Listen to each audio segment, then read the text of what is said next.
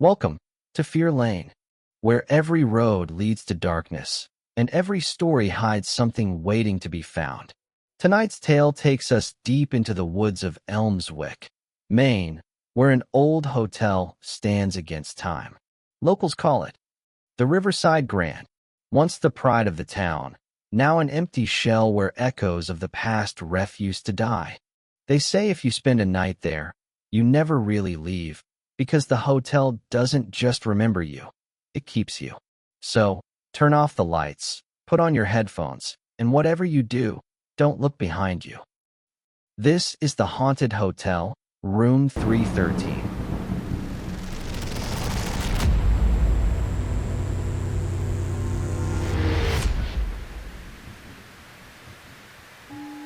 The night began with rain. It fell in cold sheets across the lonely highway, whispering against the windshield of a black car.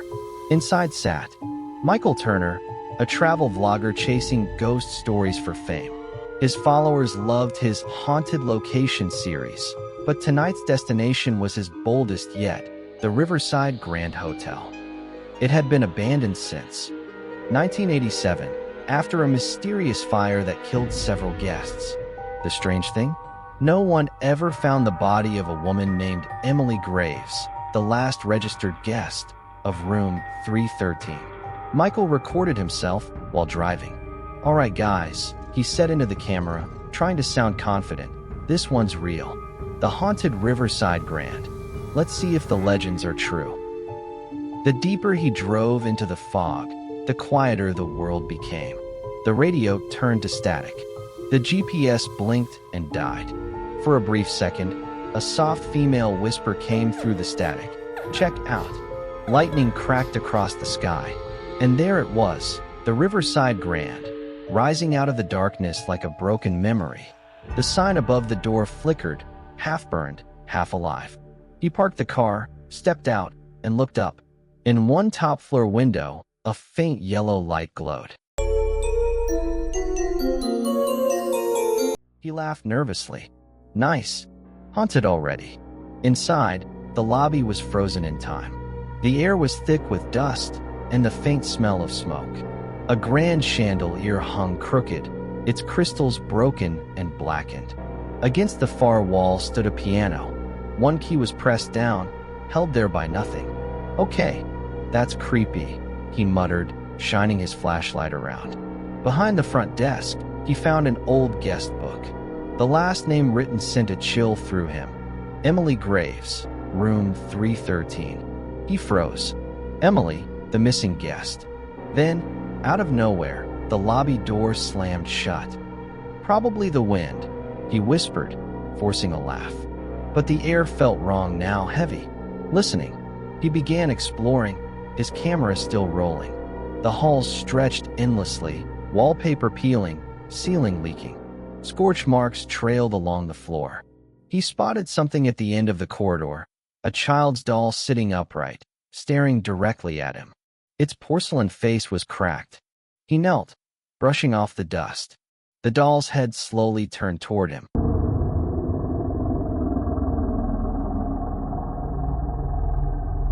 "Okay, nope.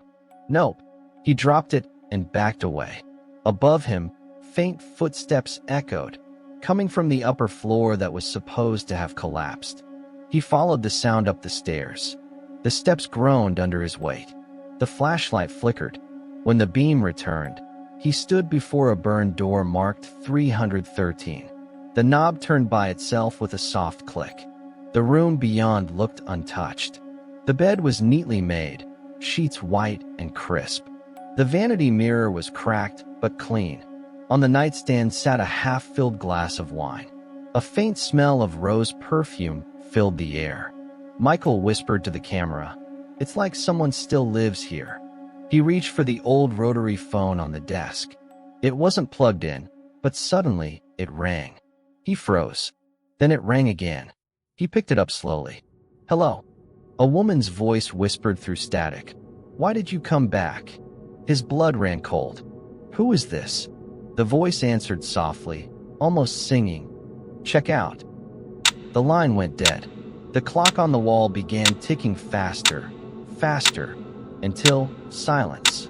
Michael lifted the camera toward the mirror and froze. His reflection was smiling, but he wasn't. The reflection lifted its hand a moment later than his own. Then the mirror shattered outward.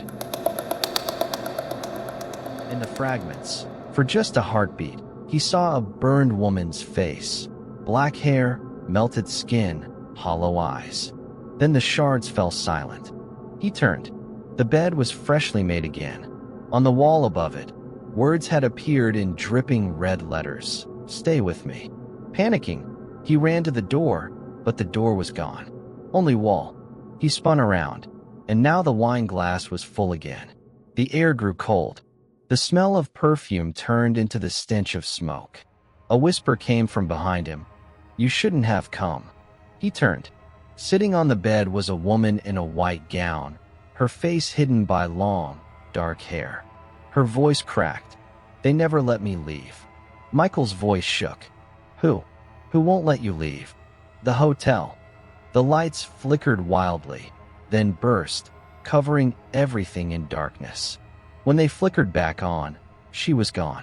The walls looked alive, pulsing, breathing. On the bed lay the guest book, open again. His own name was now written in red. Michael Turner, checked in, room 313. Blood dripped from the page. The whispers grew louder. "You've checked in, you can never check out." He stumbled back as the floor cracked beneath him. His camera fell, still recording. The screen flickered, and for a moment, a burned hand reached out from the darkness behind him. The video cut to black. The next morning, Michael's car was found still running outside the Riverside Grand. The driver's door was open. His bag and camera gear were gone. The police searched the entire hotel.